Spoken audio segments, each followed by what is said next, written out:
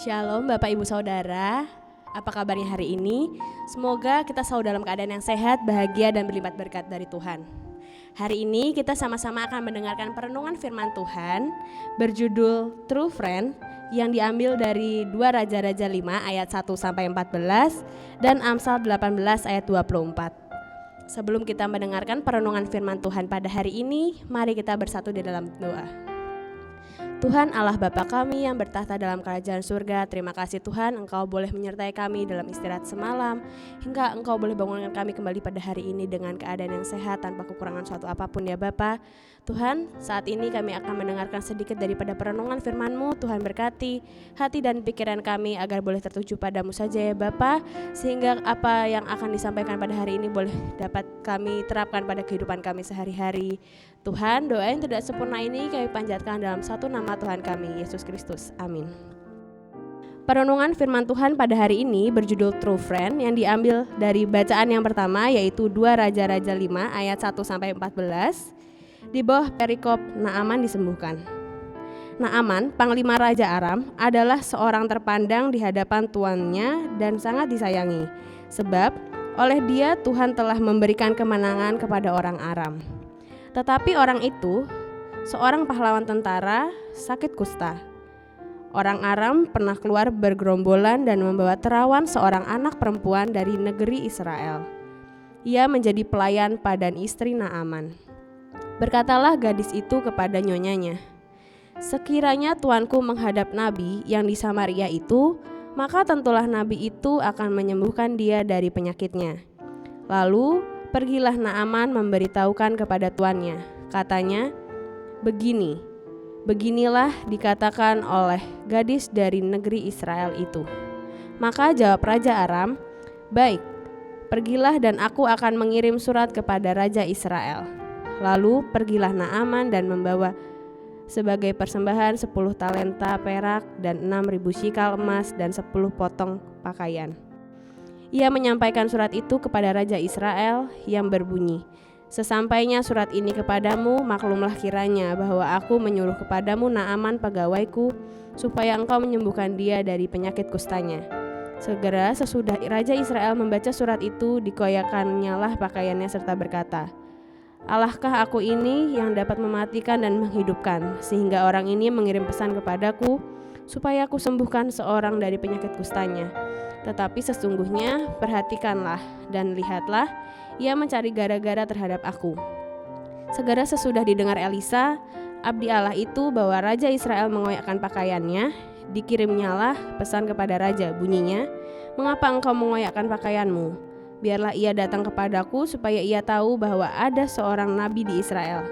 Kemudian datanglah Naaman dengan kudanya dan keretanya, lalu berhenti di depan pintu rumah Elisa. Elisa menyuruh seorang suruhan kepadanya mengatakan, "Pergilah mandi 7 kali dalam sungai Yordan, maka tubuhmu akan pulih kembali, sehingga engkau menjadi tahir." Tetapi pergilah Naaman dengan gusar sambil berkata, "Aku sangka bahwa setidak-tidaknya ia datang keluar dan berdiri memanggil nama Tuhan Allahnya, lalu menggerak-gerakkan tangannya di atas tempat penyakit itu, dan dengan demikian menyembuhkan penyakit kustaku. Bukankah Abana dan Parpar, sungai-sungai Damsyik, lebih baik dari segala sungai di Israel? Bukankah aku dapat mandi di sana dan menjadi tahir?" Kemudian berpalinglah ia dan pergi dengan panas hati. Tetapi pegawai-pegawainya yang datang mendekat serta berkata kepadanya, "Bapak, seandainya nabi itu menyuruh perkara yang sukar kepadamu, bukankah Bapak akan melakukannya? Apalagi sekarang ia hanya berkata kepadamu, mandilah dan engkau akan menjadi tahir." Maka turunlah ia memendamkan dirinya 7 kali dalam sungai Yordan, sesuai dengan perkataan abdi Allah itu. Lalu pulihlah tubuhnya dan kembali seperti tubuh seorang anak, dan ia menjadi tahir.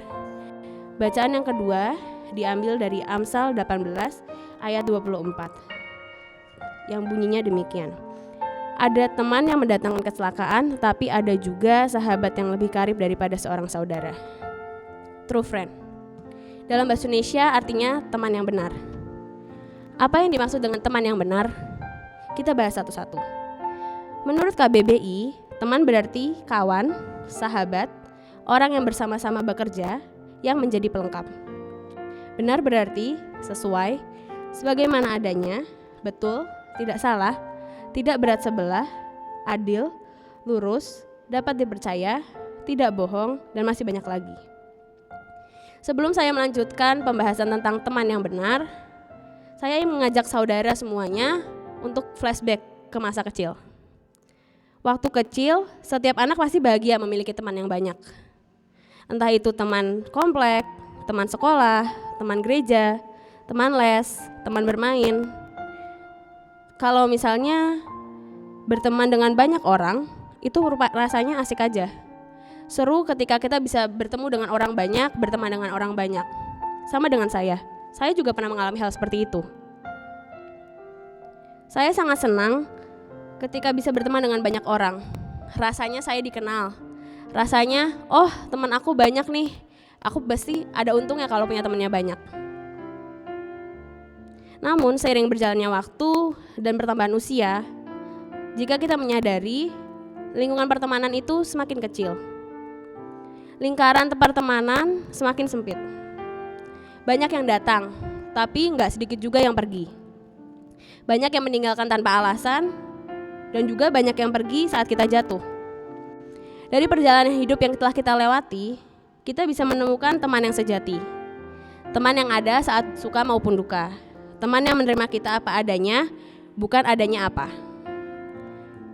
Bacaan yang pertama dari 2 Raja-Raja 5 ayat 1-14 menceritakan tentang seorang panglima perang bernama Naaman yang menderita sakit kusta. Ia kemudian disuruh oleh seorang abdinya yang perempuan, yaitu abdi dari istrinya, untuk menemui Nabi Elisa.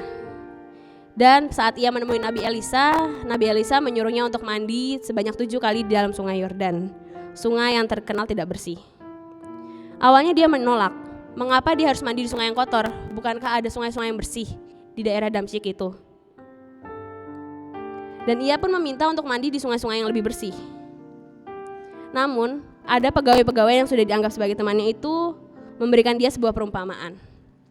Kalau misalnya Naaman disuruh oleh Nabi Elisa untuk melakukan perkara yang sulit, dia pasti melakukannya. Kenapa untuk perkara yang mudah seperti mandi di sungai saja dia tidak mau?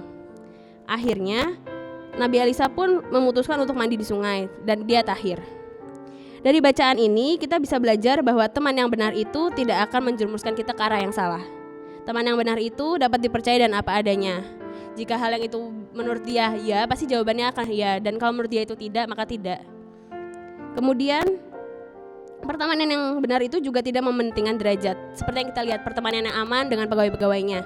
Mungkin Naaman derajatnya lebih tinggi daripada pegawai-pegawainya itu, tapi karena dia percaya dengan pegawai-pegawai sebagai temannya itu, maka apa yang sudah dipercaya oleh teman-temannya itu akan terjadi pada dirinya pula. Yang kedua, bacaan dari Amsal 18 ayat 24 mengajarkan tentang seorang sahabat yang bisa menjadi lebih daripada seorang saudara, tapi juga ada teman yang bisa mendatangkan kecelakaan. Oleh karena itu, kita harus pandai-pandai dalam memilih teman. Teman yang tidak berat sebelah. Ketika kita bahagia, dia ikut terhibur, dan ketika kita jatuh, dia tidak akan kabur. Saat ini apakah kita punya teman-teman yang benar? Coba difikirkan. Kalau semisal kita punya, bersyukurlah dan jagalah pertemanan itu agar dapat bertahan selamanya. Semisal belum, berdoalah dan memintalah pada Tuhan untuk Tuhan itu mendatangkan orang-orang yang benar dalam kehidupan kita. Teman yang baik bisa saja selalu bicara yang enak dan manis didengar telinga atau bikin kita happy. Namun teman yang benar belum tentu teman yang baik, tapi teman yang benar itu pasti teman yang baik. Teman yang benar akan membawa pengaruh yang baik untuk hidup kita. Teman yang benar juga akan menghibur kita saat sedih, mendukung kita saat lemah, juga menegur serta menasihati kita saat kita berbuat salah. Pastinya teman yang benar itu akan membuat hidup kita terasa semakin dekat kepada Tuhan. Yuk kita sama-sama berteman dengan benar dan menjadi benar untuk teman-teman kita. Sekian perenungan firman Tuhan pada hari ini, mari kita bersatu dalam doa. Tuhan Allah Bapa kami yang bertata dalam kerajaan surga, terima kasih Tuhan kami sudah diizinkan untuk mendengarkan sedikit daripada perenungan firman-Mu ya Bapa. Tuhan berkati kami agar dapat mencari teman-teman yang benar dan kami boleh menjadi benar untuk teman-teman kami, sehingga apa yang kami katakan untuk teman-teman kami dapat berbuah manis juga untuk teman-teman kami ya Bapa. Tuhan sebentar kami akan melanjutkan aktivitas kami, Tuhan berkati dari awal, pertengahan hingga akhirnya, agar aktivitas yang kami jalankan boleh berjalan dengan baik dan seturut dengan kehendak-Mu saja ya Bapa. Tuhan, doa yang tak ada sempurna ini kami panjatkan dalam satu nama Tuhan kami Yesus Kristus. Sekian perenungan firman Tuhan pada hari ini. Selamat menjalankan aktivitas, Tuhan Yesus memberkati.